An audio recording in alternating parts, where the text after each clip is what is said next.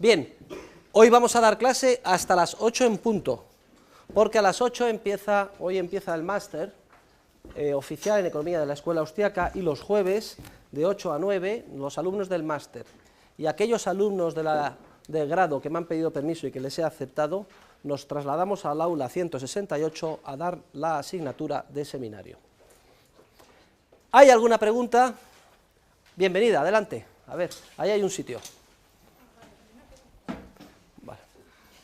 ¿Hay alguna pregunta? ¿Alguien tiene alguna duda? ¿Alguien quiere decir algo? Sí, yo tengo una pregunta. Sí. Cuando hablaba de la escasez, comentaba que si no hay escasez, con el libro, donde no hay escasez no hay acción humana. Si ahora un poquito más adelante, cuando habla del beneficio empresarial puro, indica que por el carácter creativo de la función empresarial no siempre son necesarios medios, con lo cual podríamos tener función empresarial sin medios y por tanto sin escasez. Lo que quiero decir, ya lo veremos con detalle al hablar en el siguiente tema, que la función empresarial es eminentemente creativa, en el sentido de que basta darse cuenta de una oportunidad de ganancia para ya crearla, y que eso no requiere disponer de medio alguno ni incurrir en ningún coste.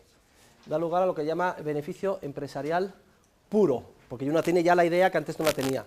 Otra cosa es que hay que ponerse manos a la obra a culminar el proyecto de acción, y ahí es donde sí que hay que elegir medios que implican costes. Pero en lo que se refiere a la idea, en abstracto, se la podría usted, como si dijéramos, vender a otro empresario ya por un dinero, sin ningún coste, porque es un beneficio empresarial puro.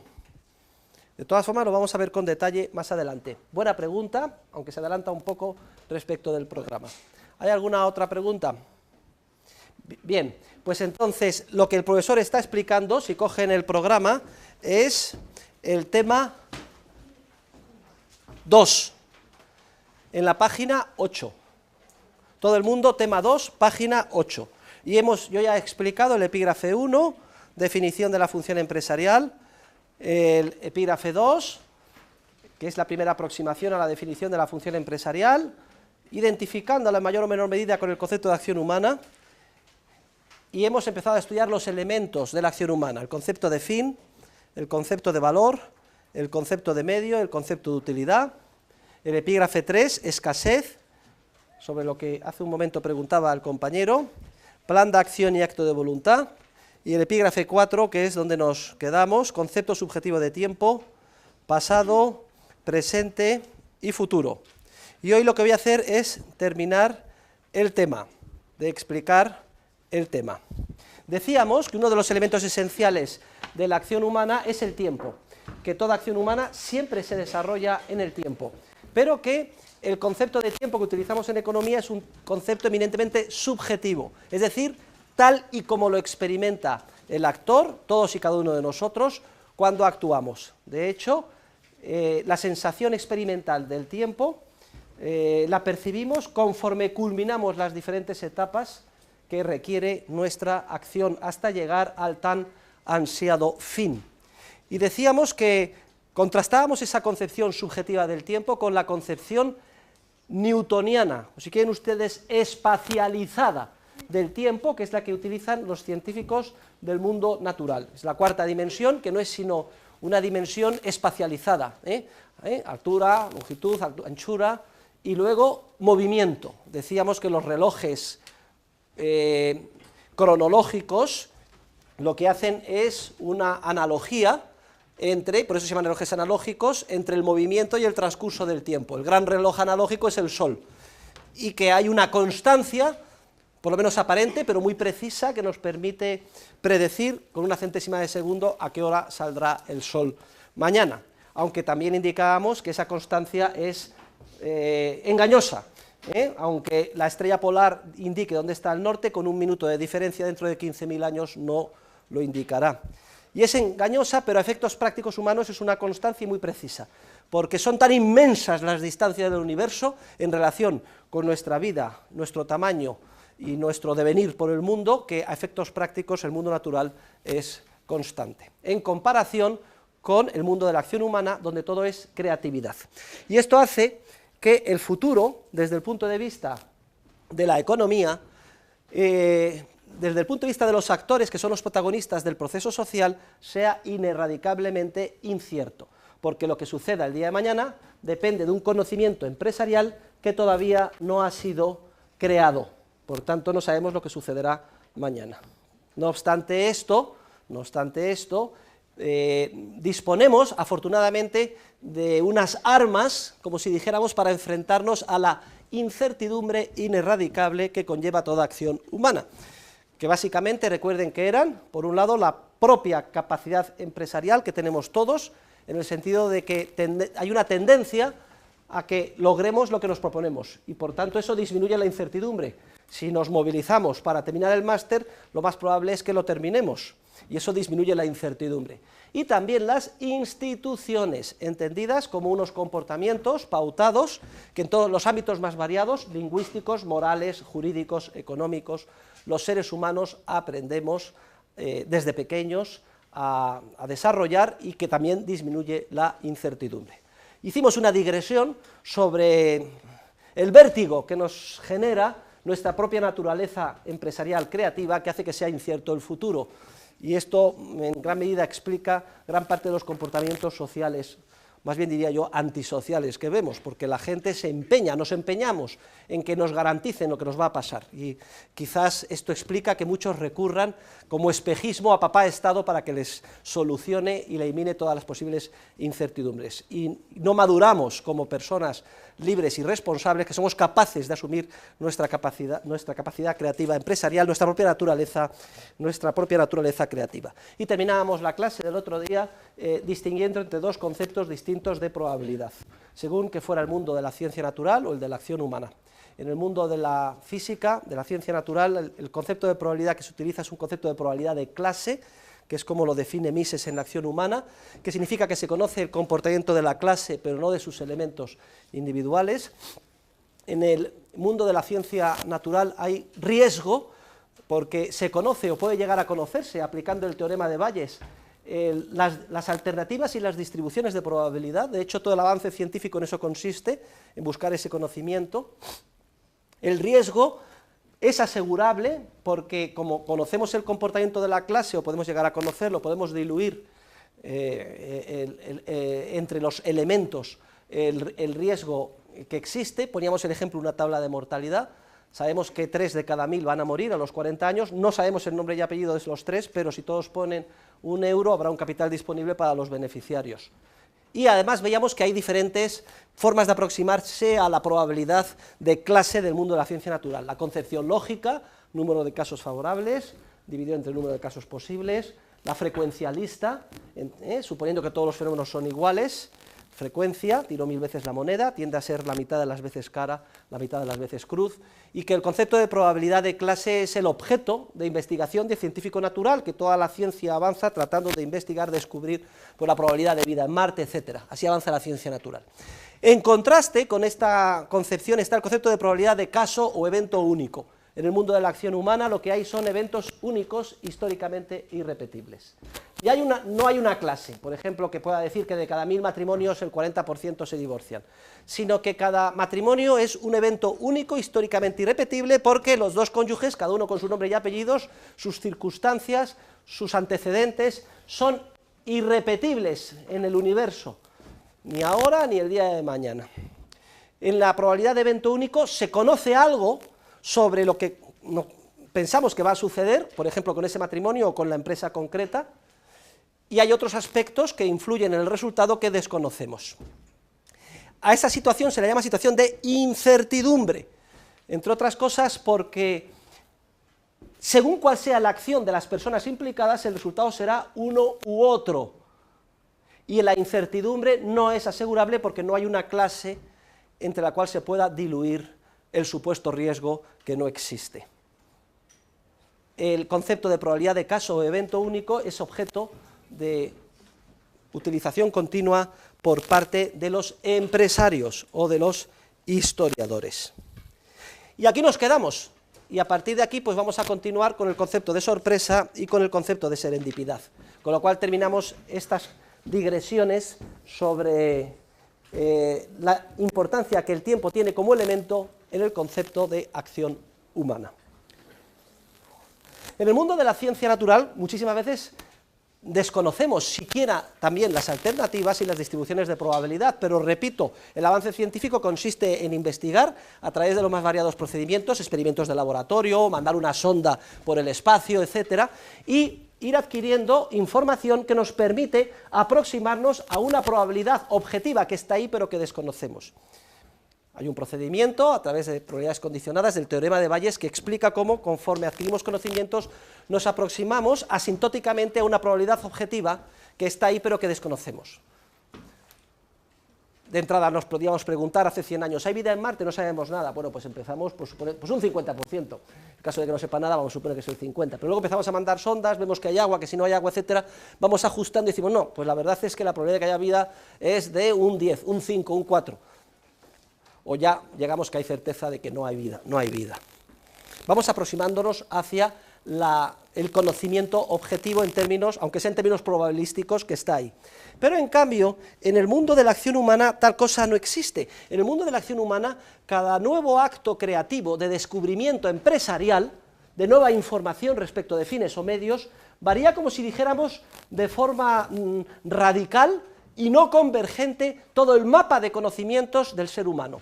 Esto es lo que vamos a denominar con el término de sorpresa. Es decir, lo que existe en la acción humana es una continua sorpresa. Y yo me sorprendo cuando veo un acto de creatividad ajena, o incluso me sorprendo de mí mismo cuando descubro una oportunidad que previamente me había pasado desapercibida, o me sorprendo cuando veo a una chica joven y guapa que me gusta, o me sorprendo cuando veo un producto en el mercado que me atrae y que no conocía. Sorpresa. No hay aproximación asintótica a una probabilidad objetiva porque cada acto de descubrimiento empresarial cambia, como si dijéramos, revoluciona, como si dijéramos, el mundo de la información o del conocimiento subjetivo que manejan y tienen los seres humanos. Por eso digo en el libro que se cambia de forma radical y no convergente todo con el mapa, entre comillas, porque estamos encorsetados por la rigidez del lenguaje a la hora de tratar de reflejar precisamente estas realidades tan abstractas, pero es una manera bastante ilustrativa de expresarse, cambia, como si dijéramos, de manera radical y no convergente todo el mapa de creencias y conocimientos del actor, en el sentido de que continuamente descubrimos nuevas situaciones, nuevas oportunidades que justo una centésima de segundo antes nos habían pasado completamente desapercibidas, aunque las tuviéramos delante de las narices. Pero no es que las tengamos y las descubrimos, es que las creamos de la nada. Y ya les expliqué el proceso de creatividad, que es muy misterioso dentro de la mente del ser humano. Recombinamos los elementos de nuestra memoria de una forma creativa, en forma de imaginaciones o expectativas hacia el futuro, que valoramos como fines que nos atraen y que nos motivan a actuar. Hay otro concepto que es importante, que es el concepto de serendipity, muy relacionado con la función empresarial, serendipidad. Etimológicamente, este término serendipity, la primera vez fue utilizado por Horacio Walpole. Walpole, ya les dije que el idioma inglés es un idioma muy flexible en el que continuamente se proponen términos que a lo mejor tienen éxito, adquieren carta de naturaleza y se incorporan como una palabra más en el lenguaje anglosajón. A Walpole se le ocurrió el término serendipity con motivo de una carta que estaba escribiendo un amigo y hace referencia a un cuento de origen persa que se titula Las tres princesas de Serendip. Serendip o Sarendip es el nombre en persa de Ceilán. Entonces, en este cuento de origen persa es curioso, continuamente, si ustedes lo leen, los protagonistas están descubriendo por casualidad cosas de gran valor para ellos que no estaban buscando de forma deliberada. Y entonces, por analogía, propone Walpole el término serendipity, traducido al español como serendipidad, que es precisamente eso, la capacidad empresarial que tiene el ser humano para encontrar cosas de gran valor para él, descubrir o crear cosas de gran valor para él, que no estaba buscando de forma deliberada.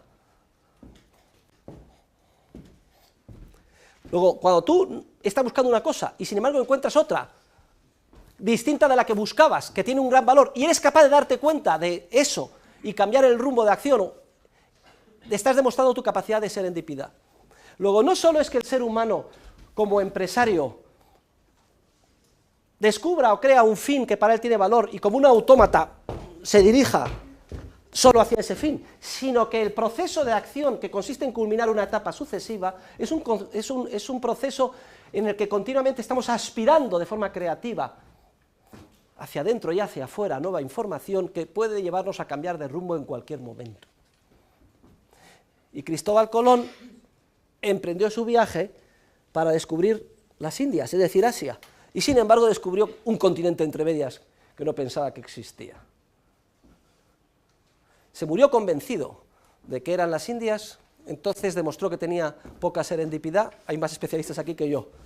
En todo caso, luego vinieron otros navegantes, Américo Vespuccio, etcétera, también al servicio de la corona española, que sí que eran conscientes de que eso era un continente distinto, un acto importante de serendipidad.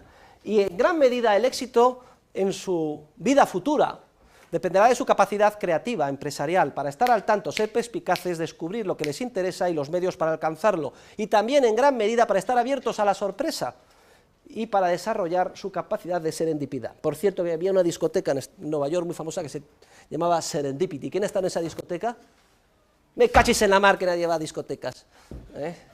Ya saben que para aprobar este curso hay que ir al cine, ver Star Trek e ir a discotecas en Nueva York.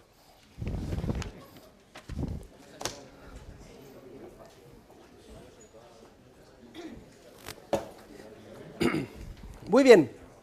A propósito, voy a hacer una digresión crítica a mis colegas catedráticos de la economía neoclásica cientificista.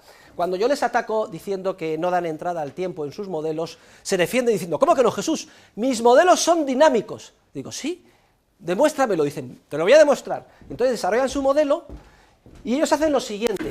Ponen en el modelo una serie de subíndices y dicen que T1 es la situación del modelo en el tiempo 1, T2 en el T2, T3 en el T3. Claro, cuando a mí me dicen eso, yo lo veo y digo, porque esto es una burla, Esto es espacializar el tiempo. Les calmará su inquietud de que sus modelos no son dinámicos, pero lo que están haciendo es espacializar, es decir, lo que explicaba antes, encorsetar el tiempo praxeológico de la acción humana con una concepción ajena, que es la del mundo de la ciencia natural, espacializándolo, de manera que en sus modelos, aunque los llamen dinámicos, en realidad son modelos deterministas en los que el futuro está dado, está allí ya, solo falta que llegue, que venga, un porvenir, no un por hacer. Y se quedan muy tranquilos porque tienen los subíndices temporales en sus correspondientes variables.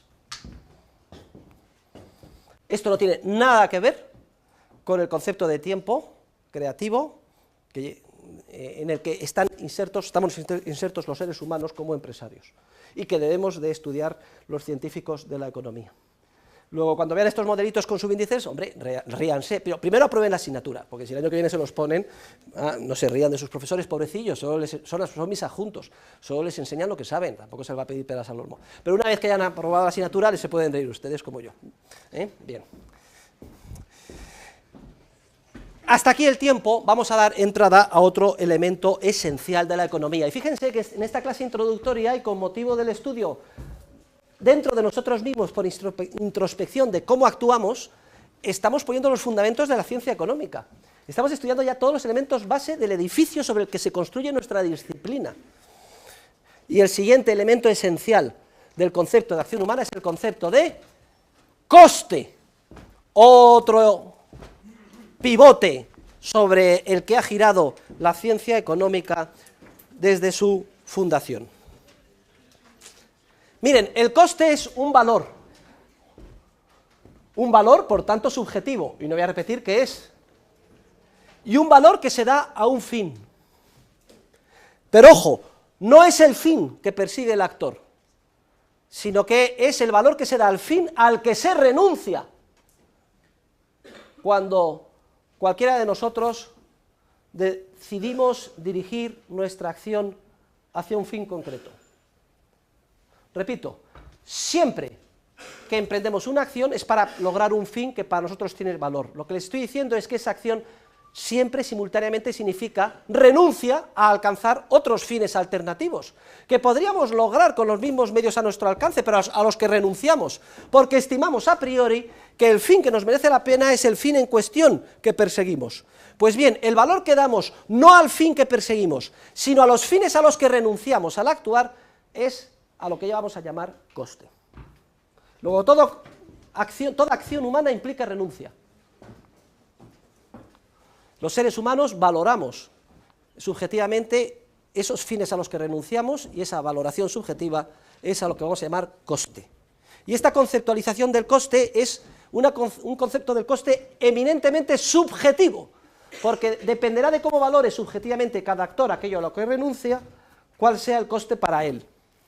Es el concepto de coste de oportunidad, como se le suele llamar en economía, la economía también neoclásica, queriendo indicar que se refiere a las valoraciones subjetivas que se dan a las alternativas a las que se renuncia, a los fines a los que se renuncia, cuando decidimos actuar.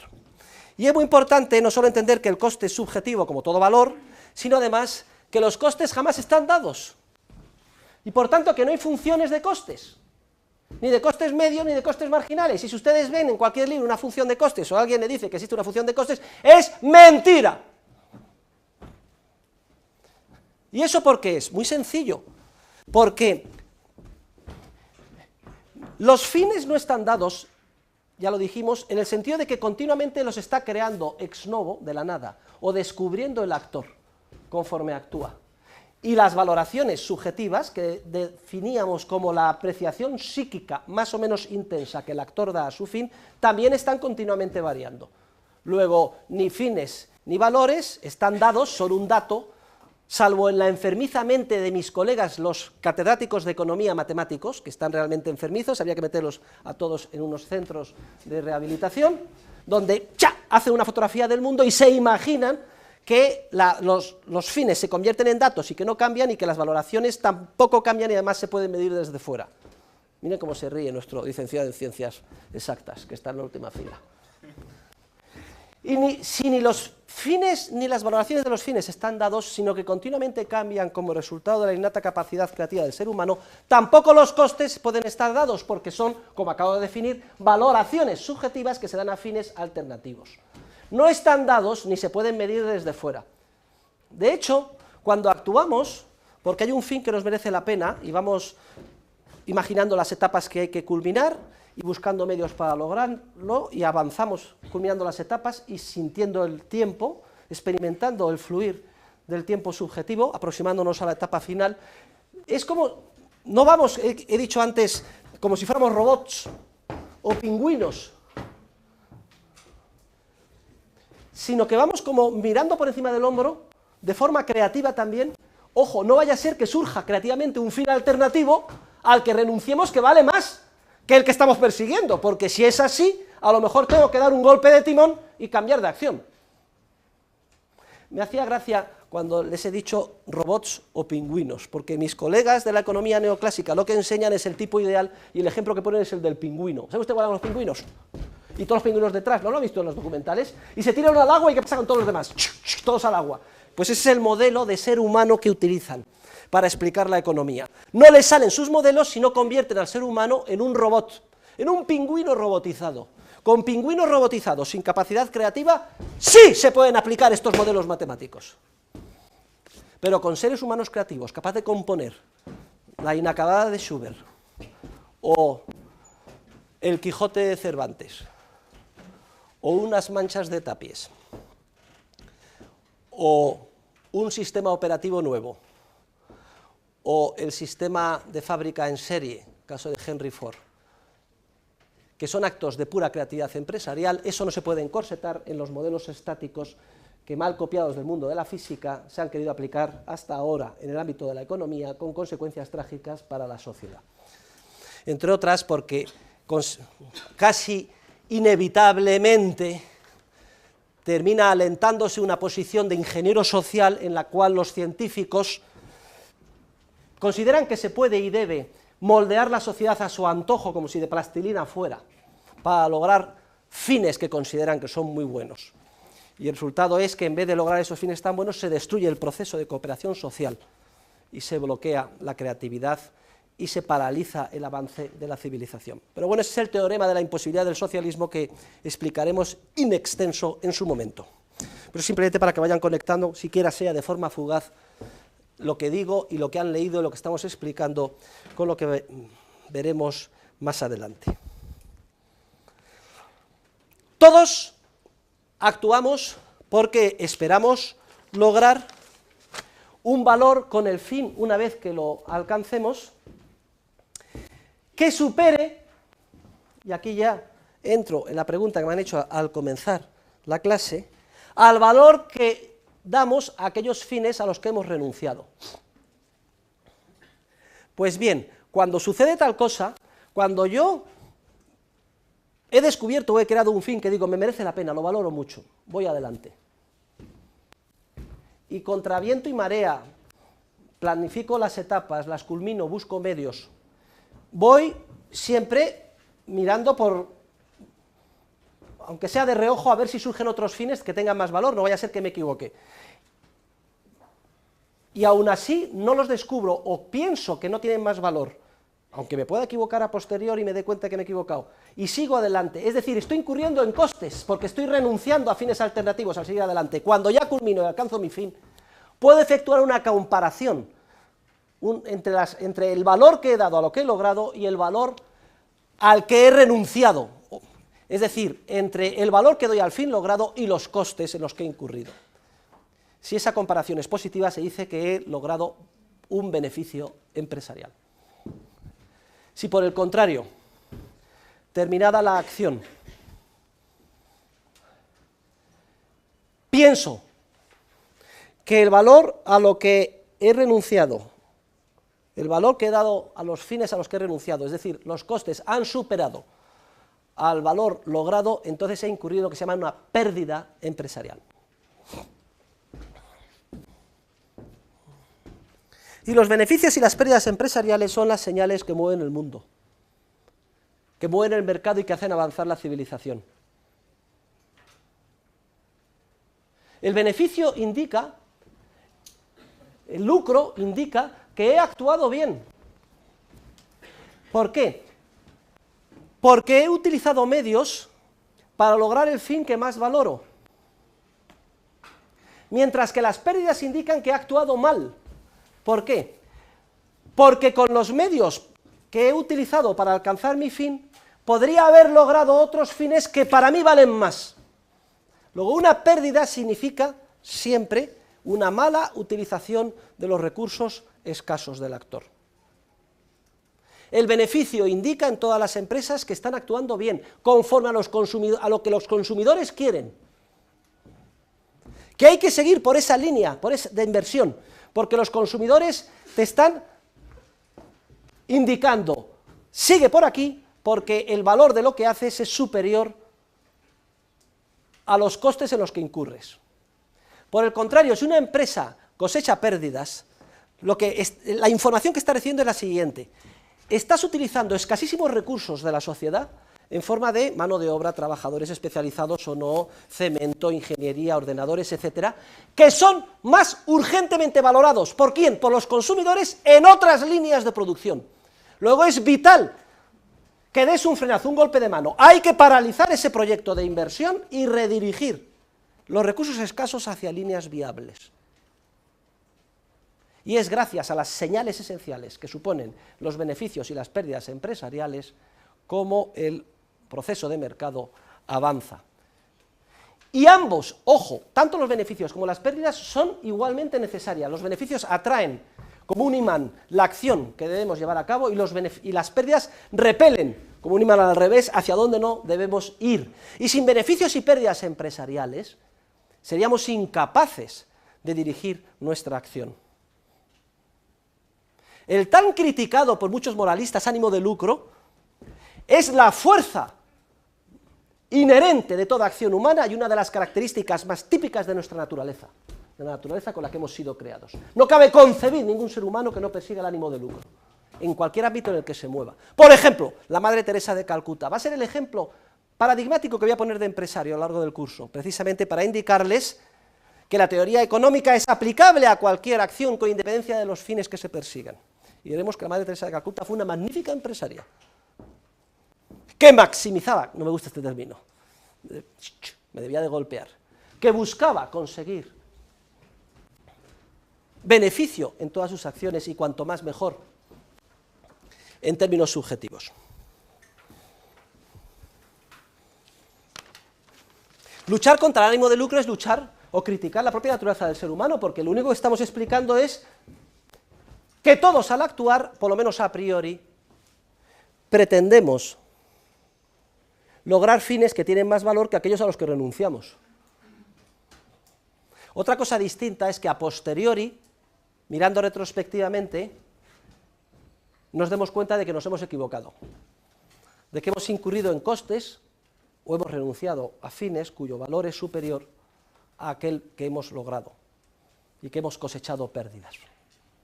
Pero las señales están ahí, para orientar nuestra acción futura y también para permitirnos recapitular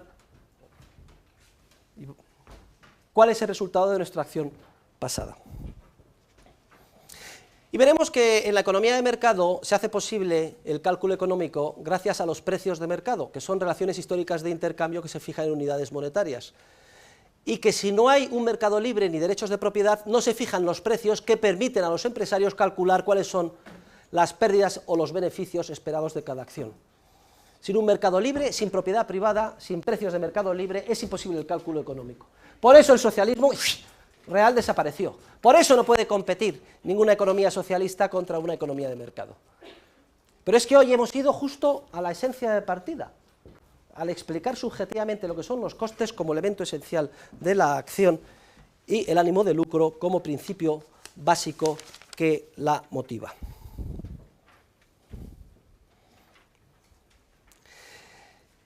El hecho de que todos emprendamos nuestra acción pensando en conseguir un beneficio no quita para que el futuro sea ineradicablemente incierto y para que no deje de haber siempre la duda de si lograremos el beneficio o no.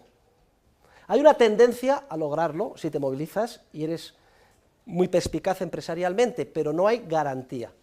De hecho, continuamente se cometen lo que vamos a denominar errores empresariales puros. El error empresarial es cuando yo a priori pienso que el fin es el que tiene más valor y elijo los medios y me lanzo a por él, pensando que merece la pena los costes en los que asumo, pero luego cuando se culminan las etapas, o antes, me doy cuenta de que he cometido un error. El error empresarial se descubre siempre que me doy cuenta que los costes, el valor de los fines a los que he renunciado, han superado al valor del fin logrado. A priori, cuando imaginamos prospectivamente la acción, siempre la emprendemos pensando en obtener beneficios, pero eso es compatible con que cometamos errores empresariales y nos demos cuenta a posteriori, mirando hacia atrás, que hemos cosechado pérdidas netas. Por eso podemos decir que, por definición, toda acción humana es siempre racional. Repito, toda acción humana es siempre racional, pero ¿qué dice el profesor? Con la cantidad de irracionales que yo conozco. Pues no, señores, toda acción humana, por definición, es siempre racional. ¿En qué sentido? En el sentido de que siempre, a priori, el ser humano actúa pensando lograr fines que tienen más valor que los costes en los que piensa incurrir. Y el hecho de que sea toda acción humana, por definición, racional, es compatible perfectamente con el error empresarial y que nos demos cuenta en un entorno de incertidumbre de que nos hemos equivocado. Entonces, vamos a ver. Alcohólicos Anónimos. Yo soy un borracho, he destrozado mi vida por culpa del alcohol, se ha separado de mi mujer, mis hijos no me quieren, me han echado del trabajo, me he destrozado. Y entonces voy a Alcohólicos Anónimos. Alcohólicos Anónimos, nos hacemos una terapia de grupo, venga, cada uno cuenta sus cuitas, cómo cayó, total, que después de la terapia salgo absolutamente convencido de que lo peor del mundo es la droga del alcohol y que no voy a beber una gota más, ¿de acuerdo? Entonces salgo y justo en la esquina, en un bar, veo en el escaparate una botella de whisky. Y entonces cojo, ¡bum!, me meto dentro y me emborracho. ¿Soy irracional?, preguntó. Sí. No, hombre, no. Soy perfectamente racional. Lo único que ha pasado es que he cambiado de opinión. No confundan, en términos científicos, toda acción humana por definición es racional. Por ejemplo, el suicida, ¿es irracional el suicida? Los suicidas son absolutamente racionales, fines, están hartos, quieren quitarse del medio. Medios, se buscan una pistola o se suben a la parte alta de un edificio y se tiran. Perfecto, fin, medio, valor, utilidad. Otra cosa es que cuando lleguen abajo y ¡plac!, miren para atrás y digan, coño, los costes a los que he renunciado son superiores a esto, pérdida empresarial, eso no lo sabemos, ¿eh? Pero la acción, perfectamente racional. Y hay otro concepto de racionalidad, también estrecho y criticable, pero menos, que también utiliza en ocasiones Mises, ¿eh? Porque Mises dice que en el socialismo no cabe acción racional, o economía racional alguna. Se está refiriendo, aquí está dando un sentido a la racionalidad, que es el siguiente: es la acción que se lleva a cabo disponiendo del conocimiento necesario para llevarla, para culminarla. Entonces Mises dice que en el socialismo, como se impide el flujo empresarial de creatividad de la información de primera mano que hace falta para dar un contenido coordinador a las acciones humanas, que la acción es irracional. Pero son definiciones de racionalidad estrechas y científicamente inexactas, porque, reitero, toda acción humana, por definición, en la medida en que sea comportamiento humano deliberado, es siempre racional. Me hace mucha gracia porque en las discusiones de economía con los economistas matemáticos dicen, claro, es que el concepto de racionalidad es que la gente no se comporta racional. Mi modelo no ha funcionado porque la gente no se comporta racionalmente. Yo, su modelo no ha funcionado porque la gente se comporta siempre racionalmente y su modelo es una mierda, hombre. Le echan la culpa a la gente, a la sociedad, de que su modelo no sea aplicable. No se ha visto. Oiga, piensen ustedes lógicamente. ¿Será que es culpa de él, que está utilizando un instrumental analítico que no es aplicable para estudiar el fenómeno protagonizado por seres humanos creativos, que es el que constituye el objeto de estudio de la economía? Perfectamente racional. Muy bien, o como dicen ahora en plena crisis económica, son irracionales los agentes económicos porque están ahorrando en vez de consumir. O sea que millones, todas las economías domésticas están ahorrando y todas las empresas ahorrando, y resulta que son todos gilipollas, el único listo es el gobernante o el que tiene el modelo. Que no, lo racional es cualquier acción humana, y en este caso si están ahorrando es porque es lo que quieren y lo demás lo que deben hacer, para sanear sus balances, devolver sus préstamos y sentar las bases de la ulterior recuperación. Es importante esto porque es una de las diferencias abismales entre el enfoque de la economía que damos aquí y el enfoque de la economía estándar hasta ahora, del siglo pasado, que ya ha entrado en crisis, que se da con los modelos matemáticos, que le van a dar a ustedes, por cierto, el año que viene. O sea, prácticamente todo lo que le van a enseñar el año que viene es mentira, pero apréndanselo, ¿eh? Es necesario para tener el lenguaje, porque es el que utilizan a menudo y sirve de base para los artículos en la prensa científica, las discusiones en el Parlamento, etcétera. Ustedes han tenido mucha suerte porque en primero, ya me cargo yo de que en primero lleguen ustedes convenientemente vacunados contra la gripe A de segundo. Por eso se dice que la acción humana es un presupuesto irreductible.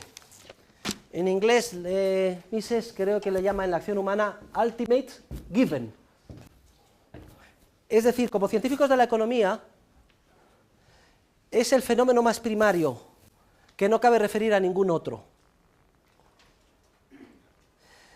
Y este carácter subjetivo de la acción humana en cuanto a la fijación de fines, valoraciones, búsqueda de medios, es lo que paradójicamente, solo en apariencia, convierte a la economía en una ciencia objetiva, de validez universal.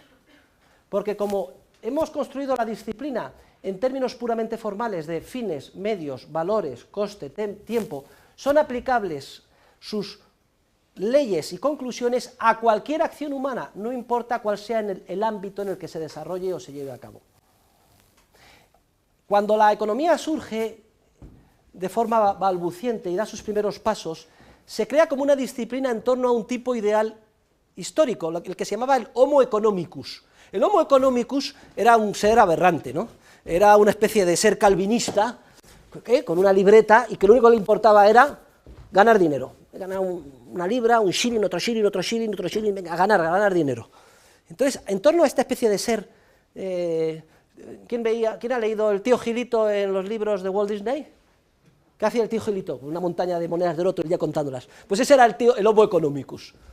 Y entonces, los primeros desarrollos teóricos, sobre todo el mundo anglosajón, la economía clásica que estaba muy despistada, Adam Smith y sus secuaces penosos, que son la base además del marxismo y de la teoría de la explotación y todos los errores que han dado lugar a los genocidios del siglo pasado, etcétera, pues creían que la economía respondía a un ser humano robotizado, que era una especie de tío Gilito que solo le interesaban los estímulos de tipo crematístico. Obviamente dejaban unos flancos abiertos a todos los críticos de la economía, porque decían, es que es obvio que al ser humano no solo le mueven esos fines, también le mueven otros fines, como son los fines altruistas, etc. Y no es hasta la revolución subjetivista protagonizada por Karl Menger, que es el fundador de la escuela austríaca, cuando se generaliza y se descubre que la ciencia económica trata sobre todas las acciones humanas, con independencia de los fines que se persigan, en la medida en que se valore por alguien y se busquen medios para lograr esos fines. Precisamente para incidir en este carácter subjetivo de que son los fines que se persiguen son los que determina el actor y no alguien desde fuera, y las valoraciones lo mismo, y los costes, etcétera, que al descubrir esta concepción subjetivista de la economía, centrar toda la disciplina en el ser humano actor, que es el que impulsa todo el proceso social, es cuando se generaliza la economía como ciencia universalmente válida, con validez objetiva en todos los ámbitos. Y precisamente para incidir en esto, repito, pongo como ejemplo de empresario, no pongo, sería muy fácil poner a Bill Gates o poner a Henry Ford, a la Madre Teresa de Calcuta. Y ya lo verán ustedes, como es un ejemplo paradigmático de empresario. En el ámbito que ya quería, que valoraba, que era el ámbito de ayuda a los más necesitados, a los abandonados por todo el mundo, en el ámbito de la filantropía. Y termino con una reflexión un poco filosófico-metodológica. La acción humana es un presupuesto irreductible y también muchos economistas de la escuela austríaca, ya lo estudiarán los alumnos del máster con el profesor Philippe Bagus, la consideran que es un axioma, un conocimiento axiomático, es decir, un punto de partida que no cabe criticar sin autocontradecirse. Y la verdad es que es un axioma, Imagínese que cualquiera de ustedes dice, profesor, levanta la mano, no estoy de acuerdo con nada de lo que dice usted. Eso de que la acción humana es el punto de partida de todo, un presupuesto irreductible, es una chorrada y una tontería. Pensemos, ¿qué estaría haciendo este alumno o alumna que levantara la mano y argumentara de esa forma? Estaría actuando. Fin que persigue. Cree que ha descubierto un error en mi argumentación. Medios, levanta la mano, llama la atención e interviene. Está actuando, es decir, está cayendo en una irresoluble contradicción consigo misma o consigo mismo, porque pretende criticar algo que él o ella misma se ve forzado a hacer para criticar. Está actuando. Por eso decimos que es un conocimiento axiomático, aunque otros dirán, bueno, pues es un conocimiento, digamos, primariamente empírico, porque cualquiera de nosotros por introspección, a pesar de las dificultades y del corsé del lenguaje y de lo abstracto de los conocimientos que estamos vertiendo en clase, como somos seres humanos que actuamos, sabemos perfectamente de primera mano a lo que nos estamos refiriendo cuando hablamos de fines, medios, costes, tiempo, etc. Con esto, queridos alumnos, hemos terminado el tema 2, pónganse al día en las lecturas.